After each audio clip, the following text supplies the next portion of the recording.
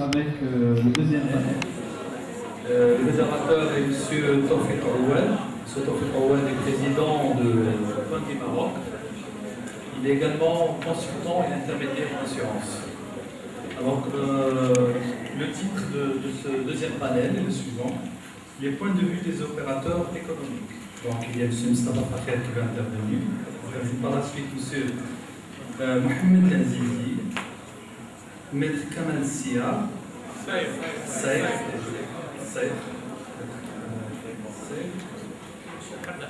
Monsieur Abdelali Touhami Wazzani et Monsieur Saad Ahada. Je la parole.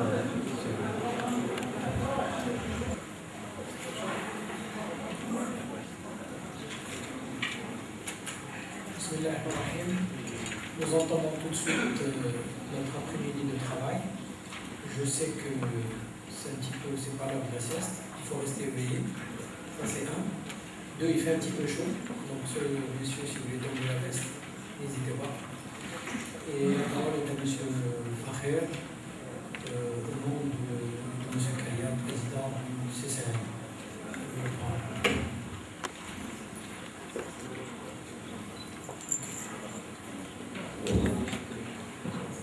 Bismillahirrahmanirrahim. Au nom du président du comité central des armateurs marocains, M. le commandant Mohamed Karia, je vous présente ses excuses. Il n'a pas pu être présent parmi nous aujourd'hui, mais il m'a chargé de vous transmettre ses remerciements à la COPEM de nous avoir permis de nous prononcer sur ce sujet. Et il m'a chargé aussi de vous dire qu'il suivra avec intérêt les recommandations de ce séminaire.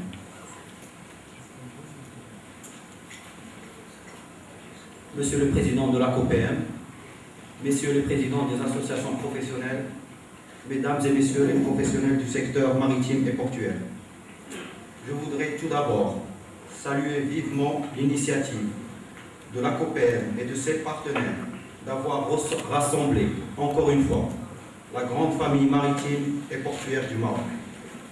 Il est nul doute que le sujet abordé aujourd'hui revêt une importance et une étendue nécessitant plus d'une journée pour pouvoir le traiter dans tous ses aspects.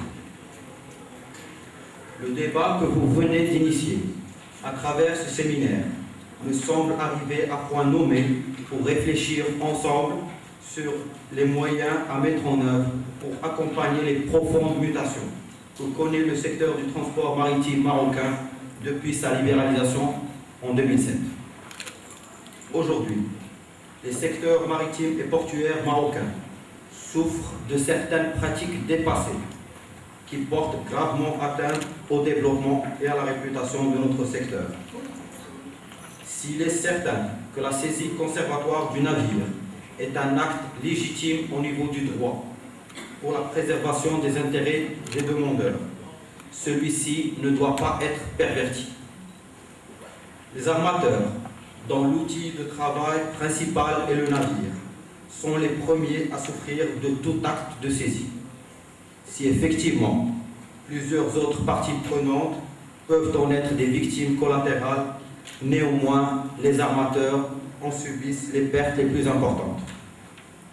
En premier lieu, l'atteinte à l'image de marque et le tort occasionné en termes de notoriété ne peuvent être réparés, même si la saisie s'avère en fin de compte abusive et sans fondement.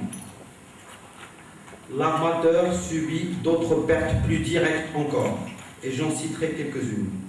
Le manque à gagner généré par la perte d'exploitation résultant de l'immobilisation du navire, les charges supplémentaires en frais portuaires, pénalités de retard dues aux clients et les frais liés à la levée de saisie, à savoir les frais d'avocat, caution, etc. Si ces pertes sont communes à tous les armateurs du monde en cas de saisie, pour les armateurs marocains, la problématique est encore plus délicate, surtout si la saisie est opérée dans un port européen. Ainsi, pour l'obtention de la garantie nécessaire à la levée de la saisie conservatoire et au vu de la réglementation de change en vigueur au Maroc, l'armateur marocain doit se tourner impérativement vers une banque ou une assurance nationale. Malheureusement, malgré leur bonne solvabilité et notoriété nationale, les acteurs du système financier marocain ne sont pas considérés comme des intervenants de premier ordre au niveau du système financier international. Cette situation oblige les armateurs à recourir également à un intermédiaire financier de premier ordre, un montage financier bien souvent complexe et qui ne fait en fin de compte que renchérir encore plus le coût pour la levée de la saisie. Aujourd'hui, s'il faut reconnaître l'effort important initié par l'Office d'échange, surtout dans la dernière instruction 04 portant sur le transport maritime pour faciliter ce genre d'opération, il n'en reste pas moins que la compétitivité de la flotte nationale est impactée négativement par des surcoûts financiers qui sont liés à des opérations qui rentrent dans le cadre naturel de l'exploitation des navires à l'échelle internationale. À ce titre, le Comité central des armateurs marocains recommande la création d'un groupe de travail qui réunirait l'ensemble des intervenants maritimes et portuaires, ainsi que l'administration publique, pour proposer des solutions pratiques aux failles de notre système et qui seront énumérées tout au long de ce séminaire. Nous recommandons également le lancement d'une étude pour chiffrer les conséquences économiques sur la communauté maritime et portuaire de la saisie conservatoire des navires. Au nom des membres du Comité central des armateurs marocains, je tiens à renouveler encore une fois mes vifs remerciements aux organisateurs de ce séminaire et à l'ensemble des participants. Et merci. Merci beaucoup, M. Fakher.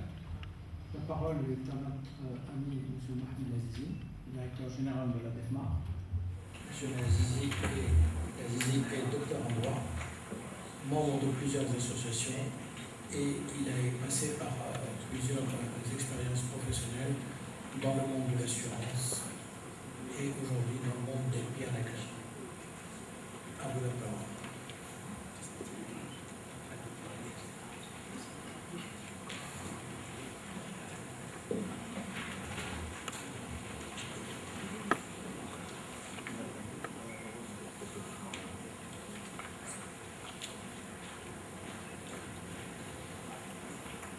Bismillahirrahmanirrahim.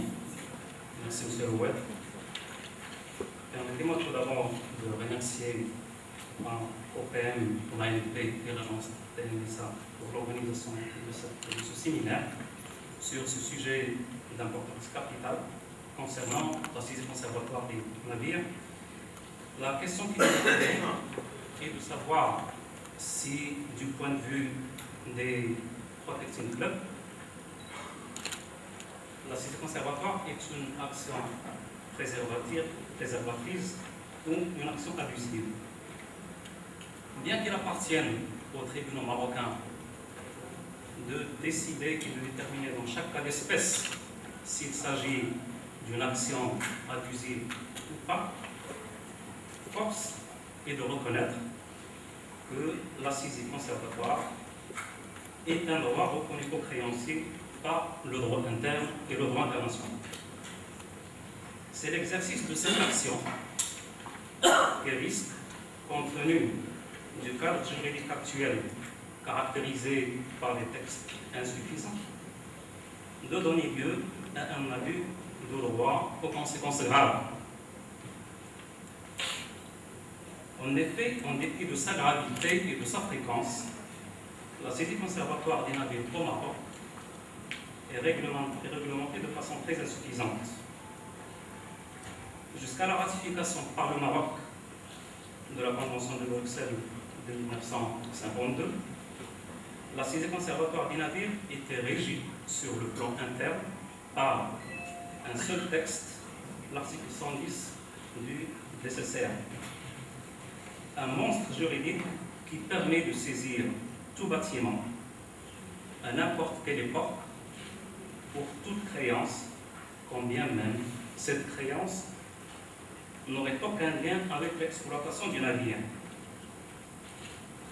L'entrée en vigueur au Maroc de la Convention de Bruxelles de 1952 a limité le nombre de types de créances maritimes autorisant la saisie conservatoire à 17 types, mais aucune disposition sur la réparation des saisies abusives ou injustifiées n'a été prévue ni par le droit interne, ni par la Convention de Bruxelles de 1952. La seule protection du navire saisi réside dans la possibilité reconnue aux tribunaux de conditionner l'ordonnance de saisie par la fourniture d'une contre-garantie. La protection est restée très théorique et elle n'a que très rarement été mise en pratique.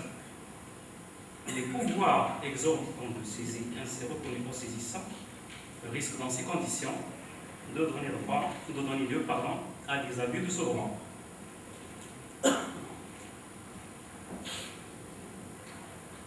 Pour éviter les conséquences graves de cette saisie, tout en assurant aux créanciers la garantie de leur droit, des mesures urgentes doivent être prises. Nous recommanderons un certain nombre de ces mesures après avoir évoqué brièvement deux exemples de ces abus de droit. Tout d'abord, la saisie conservatoire des manquants prévisionnels relatifs aux marchandises en vrac et, deuxièmement, le refus d'acceptation des garanties européennes. Quand on examine les statistiques des dernières années concernant la saisie conservatoire des navires, on constate que la plupart de ces saisies portent sur des montants prévisionnels relatifs aux marchandises en vrac. La raison avancée pour expliquer ce genre de mesures anticipées est que ces navires qui transportent donc ces marchandises sont de vieux navires qui n'opèrent pas en ligne régulière et qui n'escalent pas souvent au Maroc, de sorte que si le navire quitte le port, les créanciers perdraient tout moyen de se faire indemniser au cas où des manquants seraient constatés sur la marchandise. Basé sur des craintes compréhensibles, ces saisies posent des problèmes, car tout d'abord, elles sont ordonnées sur la base d'un rapport unilatéral d'expertise préliminaire établi avant la fin du déchargement. Alors que pour la jurisprudence marocaine, la production d'un rapport d'expertise ne suffit pas pour la saisie conservatoire d'un navire. D'autre part, l'expertise amiable ou judiciaire en matière maritime est une preuve de la valeur du préjudice et non pas de responsabilité. Par ailleurs, ces saisies concernent des manquants présumés pour des manquants généralement non encore déterminés, alors que pour la saisie conservatoire d'un navire, il faut justifier d'une créance fondée en son principe. Enfin, ces manquants entrent généralement dans le cadre de la halte de route qui n'engage ni la responsabilité du transporteur, ni la garantie des assureurs. Alors, quelle a été la position de la jurisprudence face à cette problématique des manquants?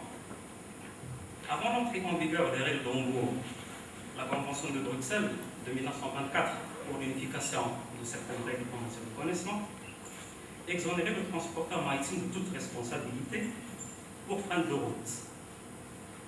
Les tribunaux marocains, à l'instar des tribunaux étrangers, admettaient cette cause d'exonération et ont fixé le taux à 2%. Depuis l'entrée en vigueur des règles d'Hambourg en 1992, les tribunaux marocains ont écarté cette exonération au motif que les règles d'Hambourg ne prévoient plus cette cause d'exonération des transporteurs. Cependant, une évolution jurisprudentielle s'est produite depuis, car les tribunaux marocains reconnaissent désormais aux transporteurs maritimes son droit à s'exonérer de toute responsabilité pour fin de route. Seulement, les tribunaux se contentent d'accorder la saisie du navire sous la responsabilité du saisissant. Cela veut dire que le saisissant doit réparer les conséquences de son action au cas où la saisie s'avérerait abusive, mais quelle sécurité cette affirmation présente-t-elle pour le navire saisi en cas d'insolvabilité du saisissant? Alors surtout que les tribunaux ne demandent pas de contre-garantie aux saisissants qui, eux, exigent en échange de la main levée de la saisie une caution bancaire. Donc le deuxième aspect de cet abus de droit de saisie, c'est le refus par les saisissants des garanties pénales et l'exigence d'une caution bancaire pour la libération du navire.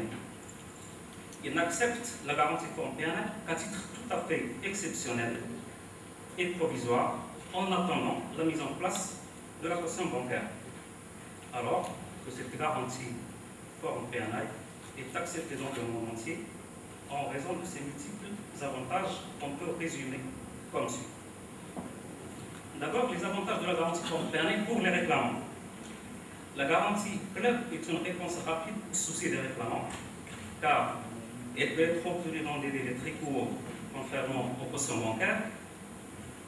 Elle est fournie rapidement sur instruction du club à son correspondant, souvent bien connu localement et qui jouit d'une bonne crédibilité auprès des réclamants et des autorités locales. Les modèles de ces garanties pénales sont des formules standards qui ont été déjà discutées par le passé, éprouvées et acceptées, et elles peuvent être rapidement adaptées à chaque cas d'espèce et aux nouvelles situations sans nécessiter de longues négociations. Elles peuvent être mises en jeu beaucoup plus rapidement que les cautions bancaires.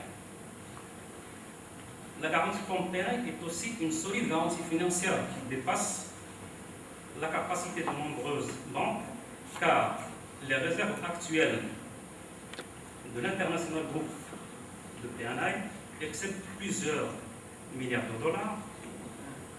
Le fait que d'autres sommes nouvelles sont mobilisables immédiatement en cas de nécessité par de mécanismes d'appel de fonds des adhérents, et enfin par l'intervention large des réassureurs avec le PNL. Enfin, la garantie club est une réponse appropriée aux réalités commerciales et pratiques, car l'international groupe des PNI est conscient des pertes de crédibilité qu'il encourt si une seule garantie forme PNI n'est pas honorée. Les garanties formes PNI sont acceptées dans toute la majorité des pays du monde et par les organismes internationaux qui les considèrent comme des garanties bonnes et suffisantes.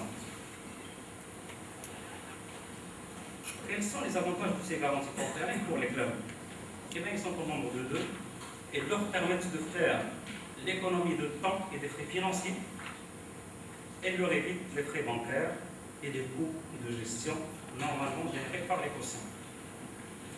Il convient de rappeler que jusqu'ici, la minimisation des délais d'immobilisation des navires saisis n'a été possible que grâce au mécanisme de ces garanties pour PNI, mais aussi grâce à l'effort de toutes les parties et en particulier à la coopération exemplaire que nous entretenons avec les capitaineries, avec les autorités portuaires, les assureurs, les agents maritimes, mais aussi à nos magistrats et à nos avocats et à leurs efforts qui ont joué un rôle de premier ordre pour pallier l'insuffisance des textes et qui ont proposé des interprétations souvent salutaires pour le développement de notre droit et de notre jurisprudence. Alors c'est cette coopération que nous proposons de renforcer par l'implication et la participation active des différents intervenants. Ces recommandations sont les suivantes. Les opérateurs économiques devraient, dans un premier temps, acheter fort et vendre cap afin de maîtriser les opérations d'assurance, transport et désigner les meilleurs transporteurs et les meilleurs assureurs de leur choix, tout en développant le marché national de l'emploi, des assurances et des transports. Les armateurs devraient quant à eux impliquer les intérêts cargaisants dans la conduite contradictoire des opérations préventives, des ulages, de draft, de plombage, de déplombage des cales et de contrôle de pesage au port de chargement et de déchargement. Et ils devraient aussi instruire rapidement les réclamations. Les agents consignataires des navires devraient, quant à eux, accuser réception des réclamations rapidement et informer le transporteur maritime immédiatement de toutes les réclamations qui leur sont notifiées. Les experts devraient ne pas s'écarter de leur mission technique consistant à déterminer la cause, l'étendue et la valeur des dommages réellement constatés. Les réclamants devraient informer l'armateur et le correspondant du club au préalable de toute demande de garantie afin de fournir une garantie à l'amiable et éviter, autant que faire se peut, la saisie du navire. Ils devraient également accepter la garantie préalable et fournir une contre-garantie. Les assureurs facultés gagneraient aussi à appliquer correctement les conditions de leur police d'assurance, qui excluent la garantie de la fin de route. Ils devraient aussi coopérer avec les armateurs pour la mise en place d'une procédure conjointe de prévention des manquants qui génère et donne lieu à ces nombreuses saisies. Ils doivent aviser les armateurs et leurs assureurs au préalable de toute demande de garantie et ils devraient aussi accepter les garanties pénales et fournir une contre-garantie. Les autorités portuaires, quant à elles, devraient recenser les incidents qui ont donné lieu par le passé à des saisies, en analyser les causes et établir des plans de prévention. Les silos devraient aussi fournir aux navires et aux réceptionnaires les résultats du déchargement à la fin de chaque shift. Ils devraient aussi veiller au respect des procédures et accepter la garantie pénale et fournir une contre-garantie. Les tribunaux devraient s'assurer que la créance est une créance certaine et fondée en son principe et ne pas se contenter de rapports préliminaires d'expertise unilatérale pour montant prévisionnel. Ils devraient aussi reconnaître la valeur des garanties pénales et tenir compte de la jurisprudence en matière de frein de route.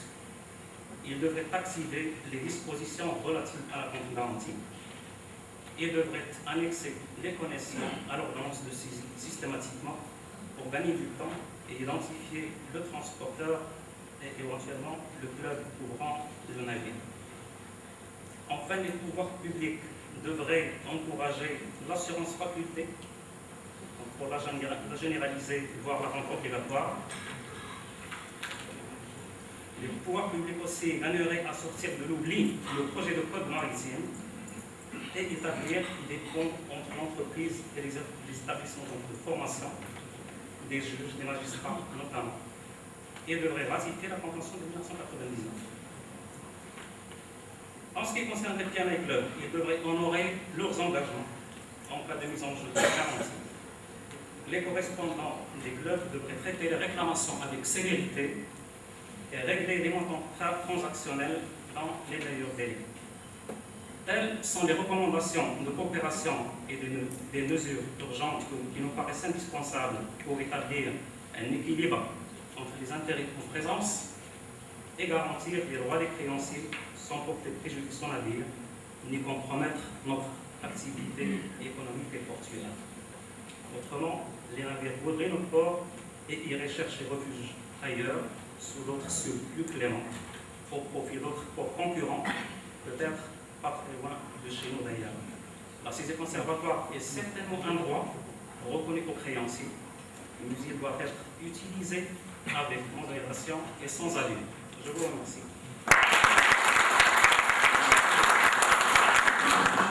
Merci beaucoup, M. Lazizi, pour votre intervention, pour cette clarté. Je passe la parole tout de suite à notre ami Maître Saïd, avocat près de la Cour suprême, spécialiste du droit maritime et secrétaire adjoint de l'Association marocaine de droit maritime. À vous la parole. Merci.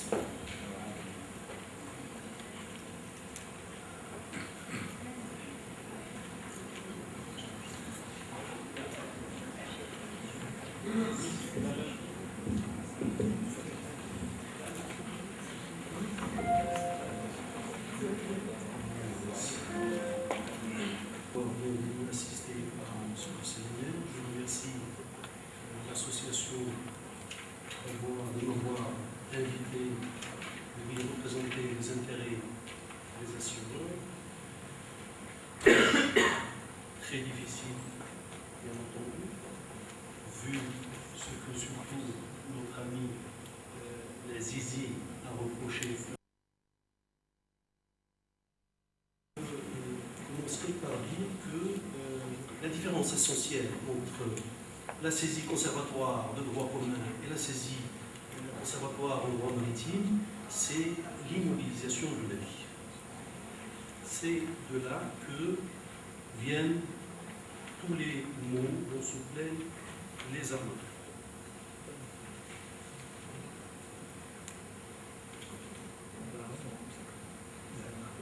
Il faut rappeler que, bien entendu, que la saisie est toujours donnée sous l'entière responsabilité du saisissant. Mais il n'en demeure pas moins que le juge qui ordonne cette saisie va exercer un contrôle assez rigoureux sur la requête qui lui est soumise et il vérifiera bien entendu que, notamment, que cette saisie qui lui est demandée est conforme à l'esprit et à la lettre de la Convention de 52 qui, comme nous l'avons vu, est applicable au Maroc, et donc vérifiera qu'il s'agit bien d'une créance maritime.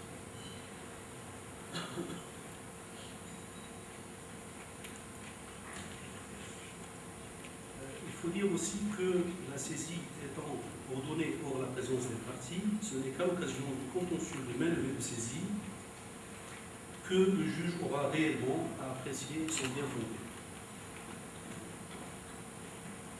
Or, bien que reposant sur une créance fondée en son principe, la saisie conservatoire peut s'avérer abusive et le saisissant sera tenu à réparation des dommages subis par l'exploitant du navire ou son armateur du fait des pertes consécutives à son immobilisation injustifiée.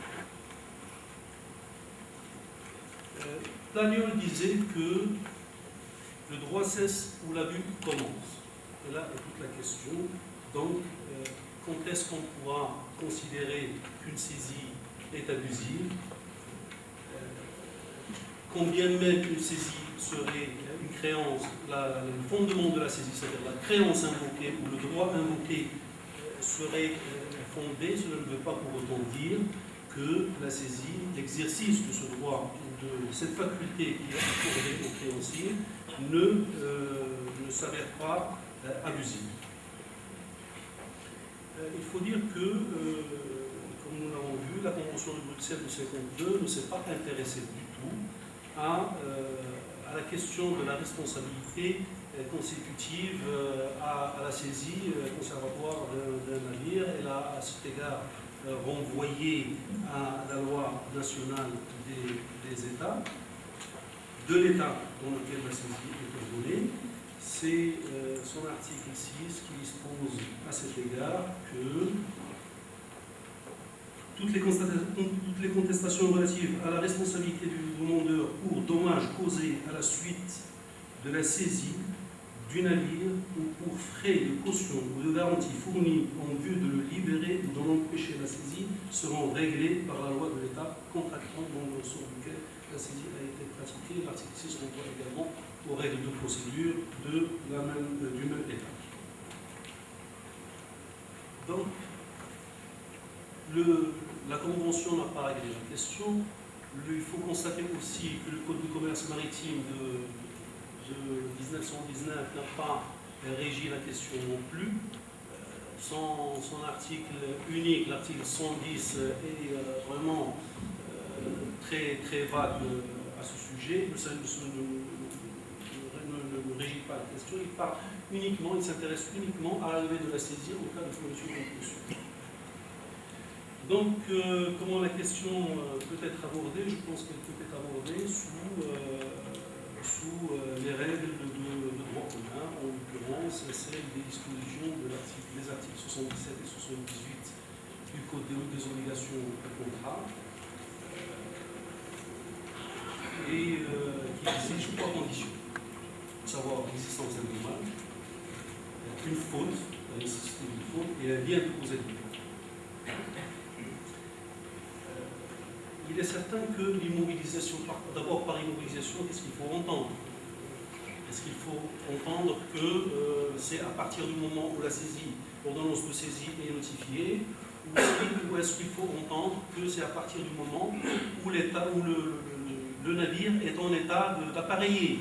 Et donc, s'il s'agit d'une saisie notifiée, par exemple, le navire est en cours d'opération commerciale, et qu'une main levée de saisie suite à une transaction ou suite à une remise de garantie a été donnée avant la terminaison des opérations commerciales, est-ce qu'on peut parler d'immobilisation dans ce cas? Je pense que non, parce que la saisie conservatoire n'empêche pas le navire de terminer ses opérations. Tout à l'heure, le commandant Atmani nous a parlé du sort de la cargaison à bord. Je pense que le sort, je ne sais pas, c'est un fait, le sort de la cargaison à bord n'est pas concerné du tout par la saisie conservatoire du navire. Les intérêts cargaison peuvent charger et peuvent décharger leur marchandise qui n'est pas touchée du tout par cette mesure conservatoire qui ne frappe que le navire lui-même. Et donc, je pense que c'est à partir du moment où la saisie s'étend au-delà du temps nécessaire à la terminaison des opérations commerciales que l'on peut dire que le navire est effectivement immobilisé, c'est-à-dire empêché de prendre la mer.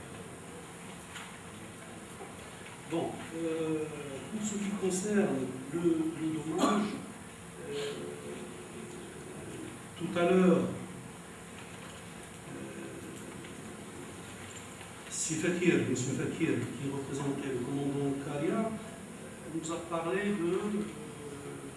de l'image de marque, de l'atteinte à l'image de marque de l'entreprise suite à une saisie conservatoire. Je pense qu'il s'agit là plus d'un préjudice moral que d'un préjudice matériel. Et sincèrement, moi personnellement, je n'ai pas vu de nombre de décisions qui accordent une réparation pour un préjudice moral.